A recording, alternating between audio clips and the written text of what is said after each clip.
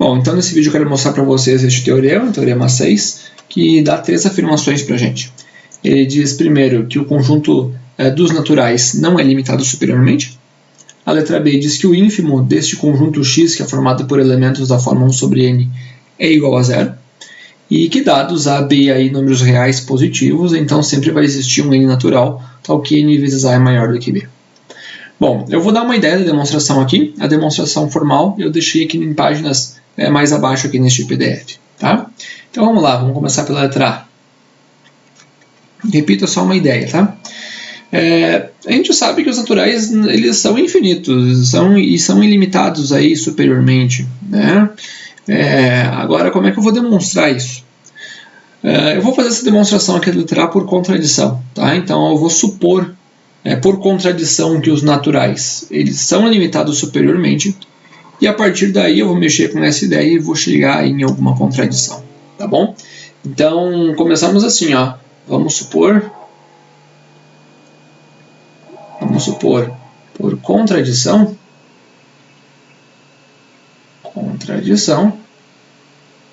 que n, conjunto dos números naturais, seja limitado superiormente.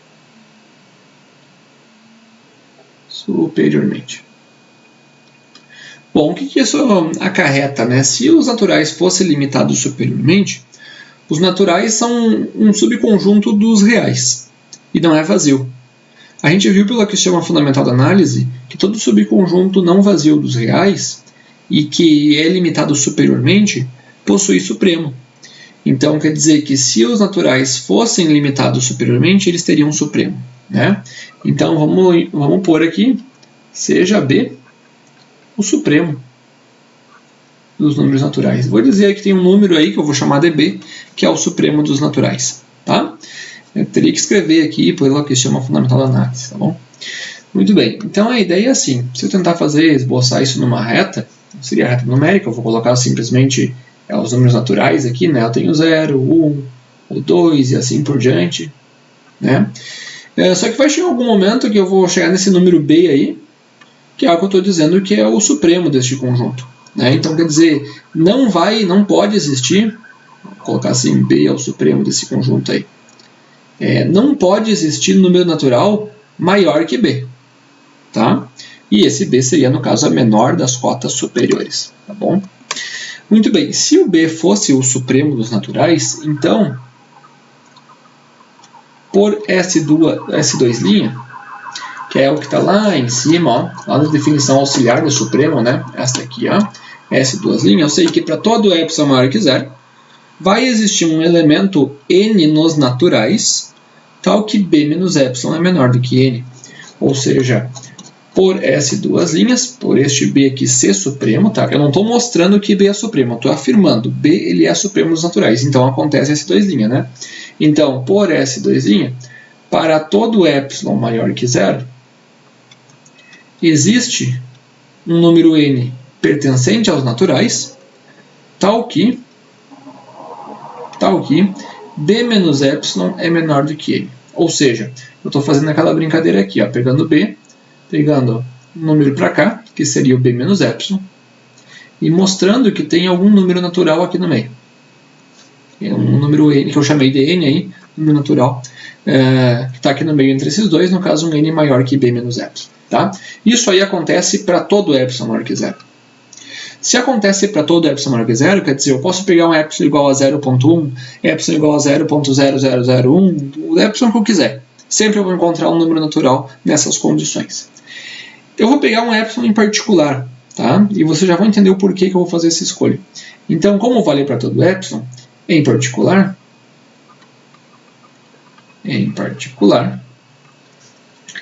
se eu pegar para epsilon igual a 1, eu posso valer para qualquer 1, né? Então eu vou pegar para epsilon igual a 1, vai existir um n natural, tal que b menos 1 é menor do que n. Quer dizer, no lugar deste epsilon aqui, ó, eu coloquei exatamente o número 1. Ficou b menos 1. Eu estou dizendo que tem agora um número natural aqui, ó, né? Seria este aqui. Assim. Só que daí, se isso aí acontecer, b menos 1 menor que n, então, opa, deixa eu tirar o azul, então, pega este menos 1, passa aqui para a direita, vai ficar assim, b é menor que n mais 1. Né? Quem que é o b? Este b aqui é o supremo dos naturais, menor que n mais 1. Chegamos numa contradição, né? Dê uma pensada por que isso é uma contradição. Isso é uma contradição porque eu acabei de mostrar que n mais 1 é maior do que o supremo dos naturais. Só que n mais 1 é um número natural, né? N é natural. Se eu somar com 1, eu teria o sucessor dos números naturais, né? É uma ideia que a gente chama de princípio indutivo, né? É bem aquela ideia da indução. Pega o n e vai somando mais 1, tu vai obtendo o sucessor, tá? Esse n mais 1 pertence aos naturais. Aqui a gente chega numa contradição. Porque não pode existir um número natural maior do que o supremo dos naturais, né? Então, portanto, e essa contradição ela foi gerada como? Essa contradição ela saiu quando a gente colocou isso aqui, ó, quando a gente supôs que n fosse limitado superiormente. A gente supôs isso, a gente conseguiu encontrar um supremo. Aí começou a valer a S2'. E da S2' eu peguei o epsilon igual a 1 e cheguei nisso aqui, que é uma contradição. Então, portanto, n não pode ser limitado superiormente. Então, n não é limitado superiormente. Ok? E aí, feita a demonstração aí da letra A. Muito bem, então a partir de agora os números naturais eles são ilimitados superiormente, né? Inferiormente eles são limitados. Né? Limitados sim, existem várias cotas inferiores para eles, mas superiormente não. Muito bem, vamos para a letra B. Letra B então diz assim: o ínfimo do conjunto x, 1 sobre n, com n natural, é igual a 0. Tá, a primeira coisa, vamos entender quem que é esse conjunto x, né? Então o conjunto x ele é assim: 1 sobre n pertencente aos naturais. Então, esse conjunto x é formado por termos da forma 1 sobre n. Então, seria assim o conjunto. Ó. Começa com n igual a 1. Tá? A gente está considerando n, no caso dos naturais, somente positivos. Né? A gente não considera o zero aqui em análise, o zero como sendo natural. Tá? Inclusive, aqui no anterior até pode tirar esse zero aqui. Tá? Natural começa do número 1. Então, se eu pegar para n igual a 1, eu teria este termo aqui. Se eu pegar para n igual a 2, vai ficar 1 meio. Se eu pegar para n igual a 3, 1 terço, e depois 1 quarto, depois 1 quinto, 1 sexto, e assim por diante, né? E aí eu vou escrevendo todos os termos aí que estão nesse conjunto. Esse conjunto aqui é infinito, não é mesmo? É infinito, tá? Porque os naturais acabam sendo infinitos, né? Então, esse aqui seria o conjunto. Tá? É claro que não está em ordem crescente, né? Eu posso mexer aqui nos termos, isso aqui não é uma sequência, é simplesmente um conjunto.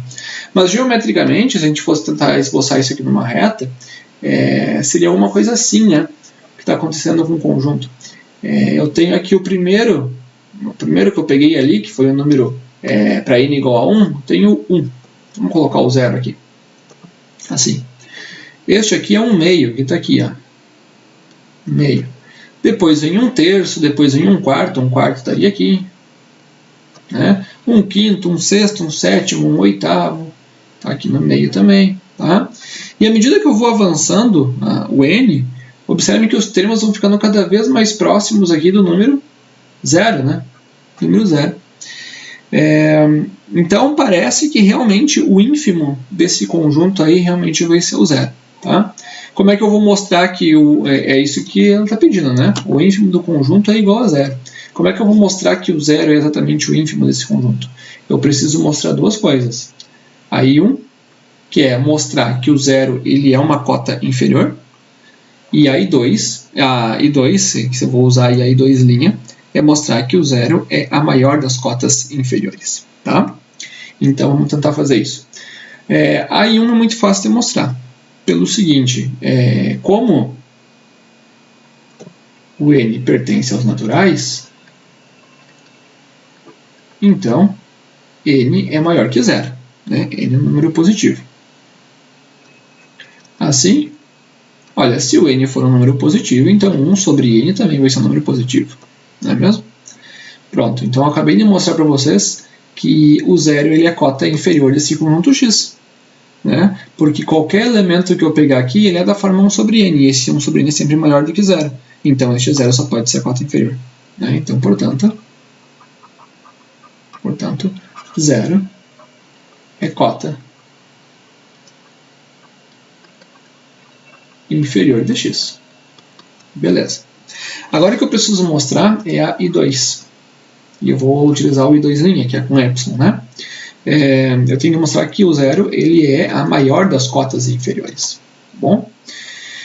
Muito bem. Aí vem aquela ideia, né? Eu vou dizer o seguinte, olha, para todo epsilon maior que zero,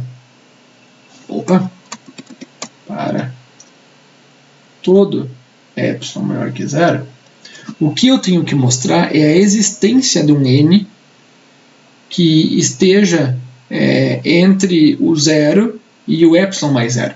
Porque vai acontecer uma coisa assim, ó, tá aqui o zero, né? A definição lá de I2', eu tinha que pegar um epsilon para cá, e aqui este número seria 0 mais epsilon, né?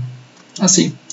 O que eu tenho que mostrar, deixa eu fazer de outra cor, que eu estava usando antes, de vermelho, assim, e para cá, aqui ficou 0 mais epsilon, né? O que eu tenho que mostrar é a existência de um número n aqui no meio, de algum conjunto, algum elemento desse conjunto que esteja aqui no meio, ou seja, algum elemento dessa forma aqui, tá? Que esteja, no caso, entre o 0 e seja menor do que o 0 mais epsilon, né? Então, notem que num rascunho aí, o que eu preciso mostrar é que existe 1 sobre n que é menor que 0 mais epsilon. Porque daí fecha exatamente isso aí, o que fecha lá da I2 linhas, tá? É isso que está mostrando aqui pra gente, ó.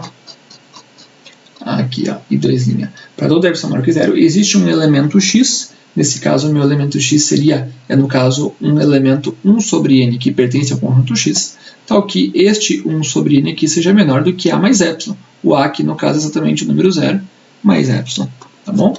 Só que observem que, será que eu sempre consigo encontrar um n? Como é que eu posso pensar que nessa ideia do rascunho? Notem o seguinte, que escrever assim 1 sobre n menor que 0 mais epsilon é a mesma coisa que escrever assim, né? 1 sobre n menor que epsilon. Aí eu posso fazer aqui uma multiplicação cruzada, ficaria assim, 1 sobre epsilon é menor que n. E eu pergunto para vocês, para qualquer epsilon que eu pegue, e pode ser muito pequeno, será que eu sempre consigo encontrar um número natural que é maior do que 1 sobre epsilon? E vocês vão me dizer, claro que sempre a gente consegue. Por quê? Porque os naturais são infinitos, né? Eles não são limitados superiormente, né? Então, se tu pegar 1 sobre um epsilon muito pequeno, pegar assim, por exemplo, 0,01, né? Esse número aqui, se for ver, né, isso aqui seria 1 dividido por 1 sobre 100, isso aqui seria 100, né? A gente consegue pegar um número natural que seja maior do que 100? A gente consegue, né? Porque o n não é limitado superiormente, tá? Então, o que eu vou fazer é o seguinte, olha, para todo epsilon maior que 0, como os naturais não são limitados superiormente, isso a gente mostrou no caso no item A deste teorema, existe um n pertencente aos naturais, tal que esse n certamente vai ser maior do que 1 sobre epsilon, independente do valor de n de epsilon que tu pegue, tá? Assim, o que eu vou fazer? Faz a multiplicação cruzada, vai ficar assim, epsilon, vai ficar 1 sobre n, né? 1 sobre n menor do que epsilon, que é a mesma coisa que 1 sobre n menor do que 0 mais epsilon. Então, acabamos de mostrar que para todo epsilon maior que 0 existe um elemento do conjunto x, né, que é menor do que 0 mais epsilon. Aqui, esse aqui é, no caso, pertencente ao conjunto x. Tá? Portanto, logo, 0 é a maior das cotas inferiores. isto é, o zero é o ínfimo deste conjunto x aí. Notem que eu consegui fazer essa I2' saindo exatamente do rascunho, né? Eu vi onde é que eu tinha que chegar. Eu precisava mostrar isso aqui. Usei lá a definição. Isso aqui é exatamente o que está escrito lá na I2'. Mexi com essa ideia e cheguei aqui. Isso aqui eu vi que era verdade. Aí o que eu fiz na demonstração foi exatamente o passo contrário, né? Eu comecei daqui, ó, e subi e vim para cá. Tá? Muito bem, mostrada então a letra B. Então, a partir de agora, aquele conjunto a gente já sabe que o ínfimo dele é exatamente o número 0. Feito. Vamos para a letra C. A letra C é bastante simples. A letra C pede aí que dados A, B real positivo, existe um N natural tal que N vezes A é maior do que B. De novo, vamos pensar pelo rascunho. Eu quero mostrar que para qualquer número A e B que eu pegue, eu sempre consigo um N, de modo que N vezes A é maior do que B. Tá? Por exemplo, pega assim, o número 3 e o A como sendo 3 e B como sendo 1000, por exemplo. Tá? Pergunto, será que a gente consegue encontrar um N de modo que se eu fizer N vezes o A, que é 3, vai ser maior do que 1000? Será que a gente consegue fazer isso? Claro que a gente consegue, né? Pega um número aí, um N muito grande, né? Sei lá, pega N igual a... Se pegar N igual a 1000 aqui, por exemplo, já vai passar bastante aqui, né? Na verdade, o que a gente vê é o seguinte, olha, basta pegar um N que seja maior do que 1000 sobre 3, né? Ele vai acabar ficando daí, essa multiplicação vai ter maior do que 1000. E como é que eu sei que esse N ele existe? Porque a gente sabe que os naturais eles são ilimitados superiormente. Tá? Então o que eu vou fazer é assim, olha, como N é ilimitado superiormente, então existe um número natural tal que esse número natural é maior do que B sobre A. Para qualquer B e A que eu pegue. Para qualquer A e B pertencente aos reais positivos. Positivos porque daí mantém aqui quando a gente faz essas multiplicações aqui, né, vai manter a desigualdade. Tá? Monotonicidade da multiplicação dessa desigualdade. Tá? Assim, quer dizer, existe um N natural, tal que N é maior que B sobre A, assim faz a multiplicação aqui, assim N vezes A vai ser maior do que B. Né? Que é exatamente o que a gente precisava. Tá? Então, dados A e B, existe um N natural, tal que N vezes A é maior do que B. E aí acabou a demonstração. Né? Feito. Aqui está o rascunho de novo, né? Pensei no rascunho, utilizei alguns números para entender a ideia. Tá bom? Muito bem, então este aí é o teorema que eu queria mostrar para vocês. O principal deles aqui certamente é essa letra A. Agora a gente sabe que está mostrado que os naturais eles são ilimitados superiormente.